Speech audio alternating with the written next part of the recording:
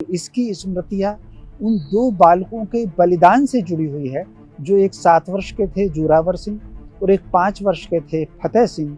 उस स्वतंत्रता में हम आसमान को छू रहे हैं, हम चाँद के पार जाने की योजनाएं बना रहे हैं, लेकिन फिर भी ये जो बलिदान हुए हैं, इन बलिदानों को हमको स्मरण करना है। ऐसे उदाहरण इतिहास में लाखों में से, करोड़ों में से बहुत कम मिलते हैं। ये जो सनातन परंपरा है, इसकी रक्षा के लिए ये जो बलपूर्वक मतांतरण था, इसकी रक्षा के लिए अभियान छेड़ा।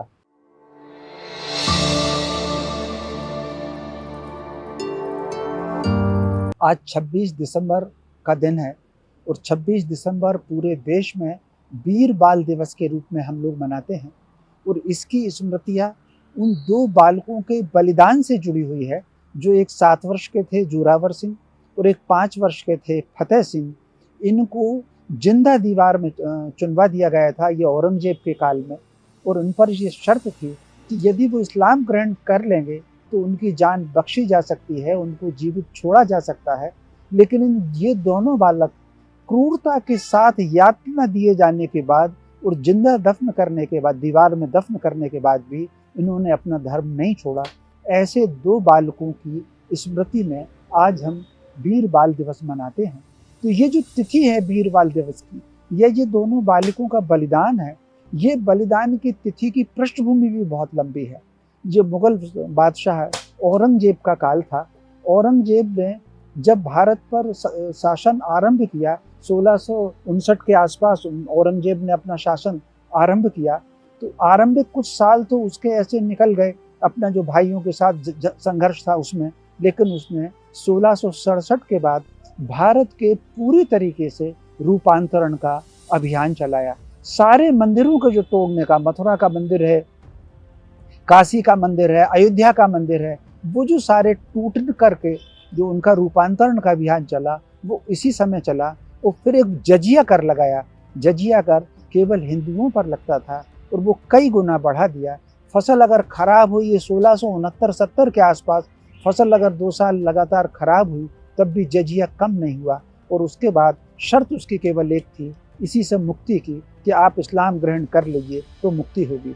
इसके खिलाफ गुरु गोविंद सिंह जी के जो पिता थे, गुरु तेग बहादुर, उन्होंने पहले संघर्ष किया। उनके नेतृत्व में सारे सनातनी एकत्र हुए और 1675 के आसपास गुरु तेग बहादुर जी का बलिदान हुआ। उनके सारे साथी दिल्ली के में जिंदा कढ़ाई में उनको उबाला गया। और उसके बाद गुरु गोविंद सिंह केवल 10-11 साल के थे, 12 साल के थे, उन्होंने वो गुरु गद्दी संभाली और औरंगजेब के विरुद्ध ये जो सनातन परंपरा है, इसकी रक्षा के लिए, ये जो बलपूर्वक मतांतरण था, इसकी रक्षा के लिए अभियान छेड़ा। अंत में अभियान लगातार चला। मुगलों की पूरी सेना गुरु गोविंद सिंह जी की तलाश में निकल पड़ी और उनको चमकौर के किले में उनको घेर लिया गया। और किले में घेर करके बाहर जो सेना थी, उसके अलग अलग आंकड़े आते हैं। कहीं 3 लाख का आंकड़ा आता है, कहीं 1 लाख का आंकड़ा आता है, लेकिन उनके साथ जो सैनिक थे वो केवल 3000 थे। और उनके साथ उनकी माता गुजरी भी थी और 4 उनके साहबजादे, जो सबसे बड़े, जिनकी आयु 17 वर्ष की थी, दूसरे जो क्रम पर थे उनकी 15 वर्ष की थी, और जो तीसरे थे वो 7 वर्ष के थे, और जो चौथे थे वो 5 वर्ष के थे। अंत में ये तय हुआ कि इसको संघर्ष करके हमको जान देना है। तो पहला जो बलिदान हुआ, जो सबसे बड़े साहबजादे उनके थे, वो 23 दिसंबर को हुआ। गुरु गोविंद सिंह ने स्वयं उनको तलवार और कटार भेंट की और वो युद्ध के लिए निकले। तो पहला बलिदान उनका 23 दिसंबर को हुआ। 24 दिसंबर को दूसरे पुत्र का बलिदान हुआ। और अंत में ये जो बच्चे थे, दादी के साथ में, दादी गुजरी दादी को और इन दोनों बच्चों को जीवित पकड़ लिया गया था और जीवित पकड़ करके बहुत क्रूर यातनाएं दी। और यातना की ये पराकाष्ठा है कि 25-26 दिसंबर की जो दरमियान की रात होती है, जिस 26 दिसंबर से पहले की जो हमने एक रात बीती है, वो बहुत ठंड की रात थी। वैसे भी हम कल्पना कर सकते हैं दिसंबर की ठंड, और वो भी पंजाब की ठंड, कितनी तेज होती है। उसमें उन दोनों बच्चों को, जो एक 7 वर्ष का है और एक 5 वर्ष का है, उसको जिंदा दीवार पर पटका गया। और उसके साथ उनकी दादी गुजरी को अनेक प्रकार की यातनाएं दी गई। ताकि दादी की यातना देख करके बच्चों के मन में ही आ जाए कि हम इस्लाम ग्रहण कर लें, और बच्चों की यातना देख करके दादी के मन में ये आ जाए कि हम इस्लाम ग्रहण कर लें। लेकिन दादी भी अपने संकल्प पर, अपने धर्म पर अडिग रहीं, दोनों बच्चे भी अपने संकल्प पर, अपने धर्म पर अडिग रहे, और किसी प्रकार 26 दिसंबर का प्रातः हुआ और आदेश हुआ इन दोनों बच्चों को जिंदा दीवार में चुन दिया जाए, और उन दोनों बच्चों को खड़ा किया गया।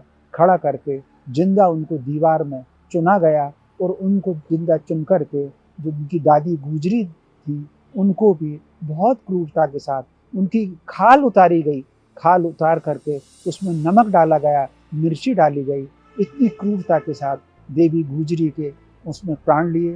तो ये जो 26 दिसंबर की तिथि है, निश्चित रूप से पूरे भारत के लिए, हमारी आज की पीढ़ी के लिए, आज निश्चित रूप से हम स्वतंत्रता में हैं। उस स्वतंत्रता में हम आसमान को छू रहे हैं, हम चांद के पार जाने की योजनाएं बना रहे हैं। लेकिन फिर भी ये जो बलिदान हुए हैं, इन बलिदानों को हमको स्मरण करना है। देखिए, मोटे तौर पर ऐसा है, औरंगजेब का जो कार्यकाल था वो कहीं ना कहीं बहुत कट्टरता, तनाव और धर्मांधता का कार्यकाल है। जजिया लगता था। तो ये जो घटनाक्रम घटा है, हालांकि जो आज हम जो वीर बाल दिवस मना रहे हैं ये तो 1705 की घटना है, लेकिन अगर हम इस 1705 की घटना का अतीत देखें तो 1667 के आसपास औरंगजेब ने पूरे देश में शक्ति की, और वो शक्ति दो प्रकार की शक्ति थी। एक तो उन्होंने जजिया कई गुना बढ़ाया, और वो जजिया कर केवल हिंदुओं पर लगता था, मुसलमानों पर कोई टैक्स नहीं लगता था। और अगर कोई फसल खराब हो भी जाए और कोई रियायत भी मांगे, तब उसकी शर्त यही थी कि आप इस्लाम ग्रहण कर लीजिए। तो इतने सारे वो जो युद्ध हुए, धर्मांतरण तेज हुआ, इसके लिए गुरु तेग बहादुर और गुरु गोविंद सिंह दोनों के नेतृत्व में कहीं ना कहीं अभियान शुरू किया। तो जब गुरु गोविंद सिंह के नेतृत्व में एक अभियान बहुत लंबा चला, पूरी मुगल फौज उनके ढूंढने के लिए, तलाश करने के लिए उनको पूरे देश में निकली और उनको घेरा उसमें डाला। तो एक जब अंत में जो माना गया कि गुरु गोविंद सिंह अपनी पत्नी, अपनी माँ और 4 बच्चों के साथ चमकौर के किले में थे, तो वहां जब वो थे तो घेरा डाल लिया गया मुगल फौज ने। कहीं कहीं इसकी संख्या 3 लाख भी आती है, और कहीं कहीं संख्या इसकी 1 लाख भी आती है। अगर हम कम से कम संख्या भी देख लें तब भी वो 1 लाख की संख्या का वर्णन आता है। जबकि उनके पास जो सिख लड़ाके थे या सैनिक थे, जो सनातन धर्म की रक्षा के लिए जो प्राण देने के लिए संकल्पवान थे, उनकी संख्या केवल 3000 थी। ये 3000 का आंकड़ा और अंक लगभग सब जगह पर आता है। तो अगर हम मुगल फौज की संख्या कम से कम 1 लाख मान लें और ये 3000 मान लें, उनके पास तोपखाना भी था। अंततोगत्वा किले के भीतर भोजन भी समाप्त हुआ और पानी भी समाप्त हुआ। तब गुरु गोविंद सिंह अपने परिवार के साथ वहां से निकले। जब वहां से निकले तो अंततोगत्वा घेरा डाला, और घेरा डाल करके ये तय हुआ कि अब हमको युद्ध करना है। तो ये जो 23 तारीख से लेकर के 26 तारीख तक उनके 4 साहबजादे, उनके 4 पुत्रों का बलिदान हुआ है। तो सबसे पहले जो 17 साल के थे उनके नेतृत्व में युद्ध लड़ा गया, वो बलिदान हुए। दूसरे 15 साल के थे, वो बलिदान हुए। ये दोनों बलिदान 23 दिसंबर को हो गए। अंत में फिर ये तय हुआ कि अगर ये दो जो छोटे बच्चे थे उनके, वो एक 5 साल के थे और एक 7 साल के थे, उनको लेकर के गुरु गोविंद सिंह जब वहां से चले तो रास्ते में वो बंदी बना लिए गए। वो 25 तारीख को बंदी बना लिए गए। वो ठंड की रात थी, कल्पना कर सकते हैं, बिना कपड़ों के इन दोनों बच्चों को, जो 7 वर्ष के थे, एक इनका नाम जोरावर सिंह था और एक का नाम फतेह सिंह था। जोरावर सिंह 7 वर्ष के थे, फतेह सिंह 5 वर्ष के थे। इनको दीवार पर पटक दिया गया, ठंड के दिनों में दीवार पर, पूरी रात वो ठंड के दिनों में दीवार पर पड़े रहे। और फिर सवेरे उनसे पूछा गया कि आपको हम छोड़ सकते हैं अगर आप इस्लाम ग्रहण कर लो। लेकिन चूंकि वो गुरु गोविंद सिंह के बच्चे थे, उन्होंने इस्लाम ग्रहण करने से इनकार किया।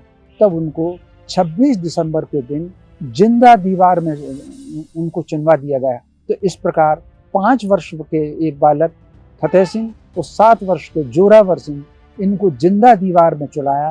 तो स्वाभाविक रूप से बालक की ये जो वीरता, ये जो संकल्प, ये रात भर ठंड में पड़े रहने के बाद भी जो संकल्प था कि हम सनातन परंपरा को, भारतीय परंपरा को और अपने हिंदुत्व का, अपने स्वत्व का बलिदान नहीं करेंगे, स्वत्व को त्याग नहीं करेंगे। ऐसे उदाहरण इतिहास में लाखों में से, करोड़ों में से बहुत कम मिलते हैं। ऐसे वीर बालक थे, उनके चरणों में सादर नमन। आज की युवा पीढ़ी के लिए ये दोनों बच्चे बहुत बड़ा संदेश दे करके जा रहे हैं।